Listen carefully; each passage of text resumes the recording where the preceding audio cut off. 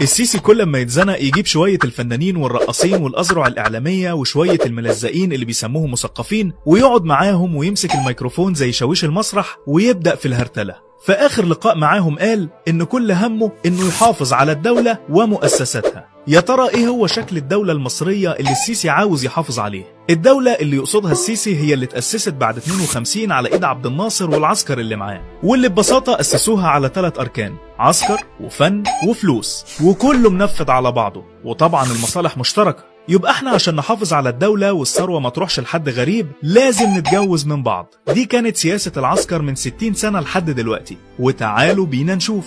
المشير عبد الحكيم عامر الصديق الصدوق لجمال عبد الناصر وتاني أكبر راس في البلد كان متجوز الراقصة برلانتي عبد الحميد، ومش بس كده، ده عبد الناصر بنفسه شهد على عقد الجواز. ووقت نكسة 67 والهجمات الإسرائيلية كان سيادة المشير بيقضي وقت رومانسي مع المطربة وردة في سينا، وعشان يرجع للقاهرة بالسلامة بصحبة ربة الصون والعفاف وقفوا كل بطاريات الدفاع الجوي عن مهاجمة المقاتلات الإسرائيلية عشان طيارة سيادة المشير تعدي بالسلامة. مدير المخابرات صلاح نصر كان متجوز واحدة كومبارس اسمها اعتماد خورشيد، رغم انها كانت على ذمة راجل تاني، وكمان كانت حامل من جوزها، ومش بس كده، ده من جبروته خلى جوزها يشهد على عقد الجواز.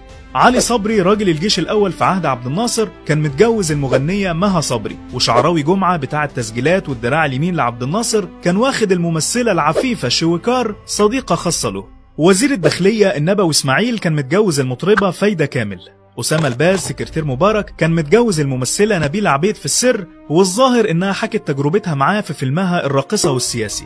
رئيس الوزراء عاطف صدقي كان متجوز الراقصة اليهودية نيلي مظلوم اللي كانت اسمها ناتاليا في فيلم ابن حميدو، وطول الفيلم طالعة بالمايو. وبما اننا بنتكلم عن مؤسسات الدولة نتكلم بقى عن وزارة الثقافة. وزارة الثقافة طول عمرها مخور للناس الشمال، وأطول وزير ثقافة كان فاروق حسني المعروف عنه الشذوذ الجنسي. كلنا فاكرين ضابط المخابرات موافي اللي هو صفوت الشريف، ده بقى مسك وزارة الإعلام وبعد كده مسك رئيس مجلس الشورى وبقى من أهم رموز نظام مبارك. كانت مهمته الأساسية إنه يحضر السهرات والليالي الملاح ويجهز الفنانات والرقصات للزعماء والرؤساء. ولو مش مصدقني اسمع اعتماد خورشيد ومريم فخر الدين وغيرهم من الفنانات اللي فضحوا الدنيا في حواراتهم على التلفزيون بعد ثورة يناير. كده بقى ما نستغربش لما مطرب زي هاني شاكر يطلع يدافع عن الجيش ويطالب بقتل الإخوان من غير محاكمة. على فكرة هاني شاكر عديل سامح فهمي وزير البترول الحرامي اللي شحت غاز مصر لإسرائيل، وسامح فهمي ده ابن جمال عبد الناصر متجوز أخته، يعني كلهم حبايب ونسايب مع بعضيهم. وخد المفاجأة دي كمان، حفيد عبد الناصر ابن بنته هدى من جوزها الجاسوس أشرف مروان هو صاحب القناة القذرة اللي اسمها ميلودي، وكان متجوز بنت السكير عمرو موسى.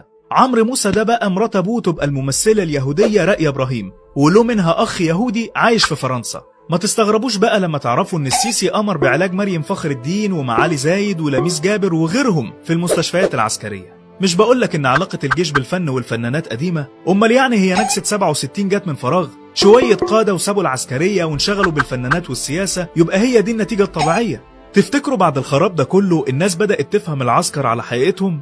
سيبك انت، احنا عندنا خير أجناد الأرض.